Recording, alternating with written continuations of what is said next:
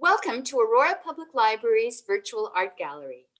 The 2021 One Book, One Aurora selection, Chasing Painted Horses by Drew Hayden Taylor, reflects on a childhood memory when an odd little girl drew the most beautiful and intriguing horse on a chalkboard wall in a kitchen.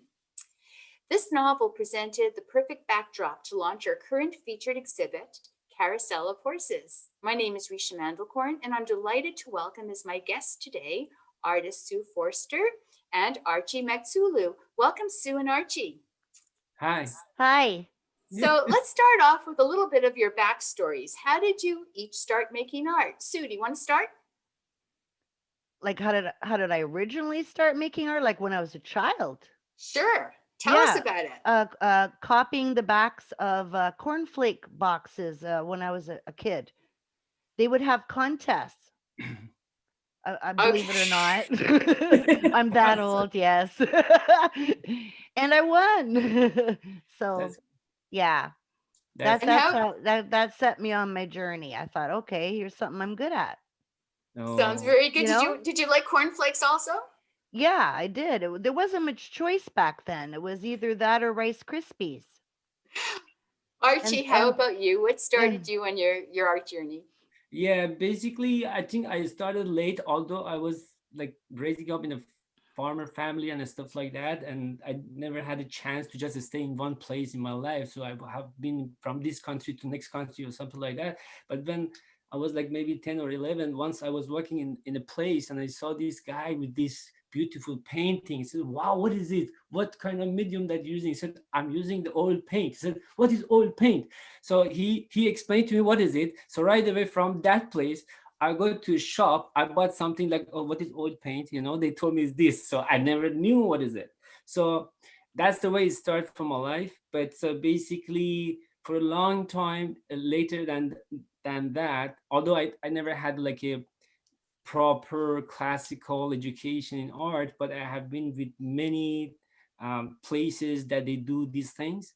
And I started with just chalkboards and stuff like that, like maybe use charcoals for a long time. I've been in black and white for like many years, just using that to just make the edges and stuff. And then I start to use the other mediums. Yeah. Thank you. So to both of you, what's your favorite part of the artistic process? Drawing is my most favorite part. And that's where it all begins. That's where everything begins, on paper, in a sketch. Yes. Like look at your ceiling. That's done on paper first. No, really. Honestly. Yeah, I guess you agree.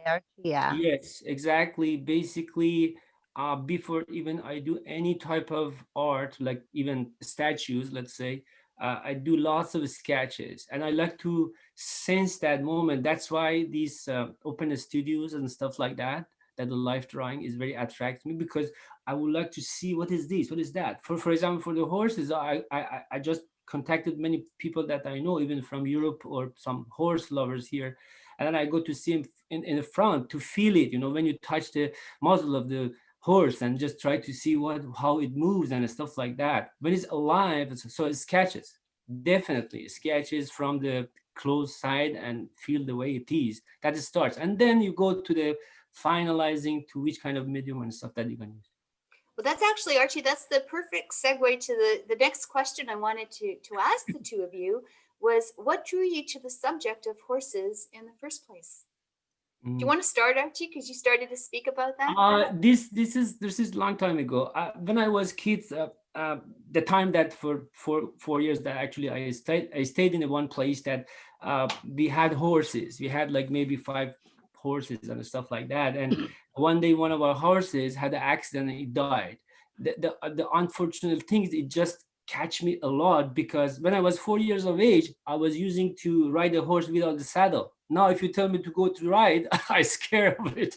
But that's the way that I'm very connected to this animal. They understand you, and they know how it is. and this is, I think, that the favorite animal. I don't call actually these things animal. Always they call them people, because they're like, you can connect them. Like Tibetan believes that the dog has 5 chakras, and the horse is also the same, 5 to 7 chakras they have. But then they are historical. They have been stick to us for many generations, since God knows how long ago. So it's very fascinating subject, and me and Sue, we wanted to do these things for a long time.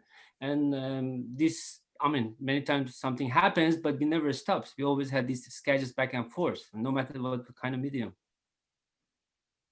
So Sue, you were the person who had brought the idea or had submitted the proposal to the library. Did the two of you sit and discuss, what are we going to do next? Were you drawing horses separately, and how did it come together? Yeah, it was done separately, but it was discussed at the last show that we did at your library. Yeah. Immediately after, Yeah. we thought, what are we going to do next, right, Archie?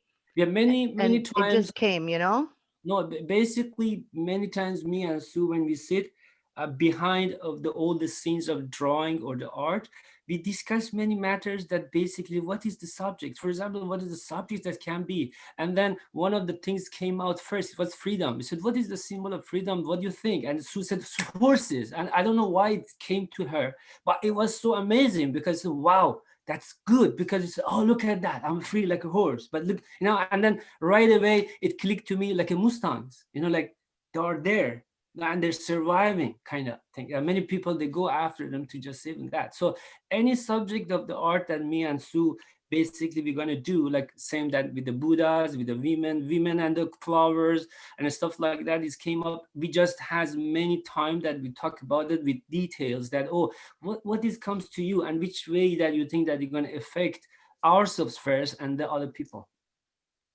Is there a particular piece, I'm going to ask both of you this question, is there a particular piece in the exhibit that you found the most interesting in terms of process, or that you were the happiest with at the end of it, with the end result? Is there a particular piece that you'd like to speak to of either of your works? Sure. It's the runaway carousel. It's actually like a story in my head, but I thought I would show it on just one page. But it's actually a multi-layer. It's where a carousel is tired of spinning around in circles and decides to run away in the woods. Yeah. And right now we're running around in circles. We're on that carousel, the COVID carousel. So Yeah, it's time to get off. And Archie, how about you, from the lovely pieces? Which would you like to speak to? I prefer the one that the girl just rocking the nose of the horses. No, actually, I have it here. So this one, because what this has, we always not very connected from close by. You have to find out, okay, what's going to be, if I'm going to be like in touch with this animal, like those one that I know a girl, for example, a small girl in part of my relatives, that she always is scared of a horse until we take her to a horse, stables. And then I said, okay, can you see that that's from farm? And she was screaming at first, but after a couple of hours that we saw that, oh, it started this connection. I said, oh, this is great. And from that moment, they have a horse now. They're living in Canada. They're living here up north. Oh, I know them very well. Yeah. Thank you. Yeah. So in closing, what do you hope viewers will come away with after having experienced the virtual art exhibit Carousel of Horses? Oh. Archie, go ahead. No, to me, okay, virtual. I never done the virtual, and always I like to, even those people that they bought my arts, or that we saw them during the exhibitions. Who knows?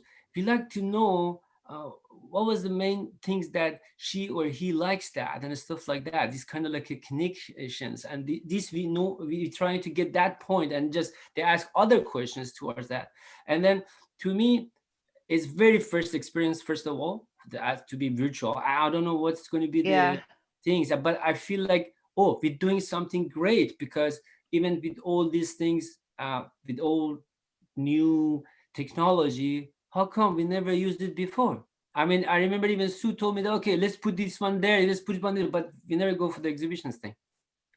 Hmm. I mean, I get like the one that we're talking about, the China and stuff like that too. Oh yes, yes, Yeah. yes. That's Yeah. right. Yeah, yeah. We both exhibited in China.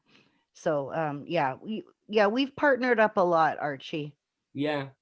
Yeah. Great, Well, great, very great choice. it's just So, that, we connect to different people and they connect to us. It's good. Variety is the spice of life. Yes. so Sue, the people who will be engaging in this virtual exhibit, what would you like their takeaway to be?